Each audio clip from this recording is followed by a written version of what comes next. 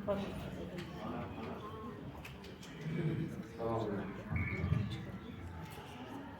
alaykum, hurmatli hamshaharlar, hurmatli ayollar, aziz oilalar. Muhtaram boshimizni mahallaga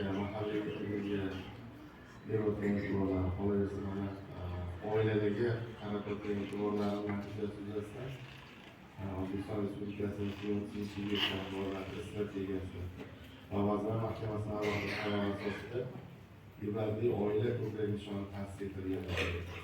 Ular o'sha har bir mahallasidan ibad bo'ladigan oilalarni tanlab olib, ularni xalqaro oila kuni munosabati bilan taqdirlash yo'lida qo'yilganligi albatta yana bir yuqoridagi so'zimiz isboti bilan boshimizni oilalarga berayotgan e'tiborlaridan yaqqoldan oladi.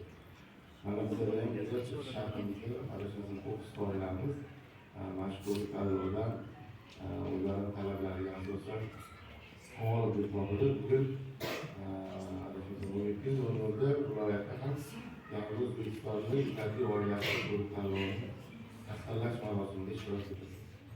Albatta bu nimadan? Bu o'sha mamlakatimiz rivojlanishida sog'lom jamiyatda oilalarning roli, oiladagi muhitni musaffo bo'lishi, bu yerda o'sayotgan jamiyatimizga birga qo'shiladigan farzandlarimizni tarbiyasi, ularni bo'layotgan jamiyatga qo'shilishida oilalarning muhim roli albatta. Bu hammamiz bilamiz, hammamiz ko'rganimiz. O'sha o'zimizni aholining tushunchasida ko'rganimizlarga farzandlarimizni sog'lom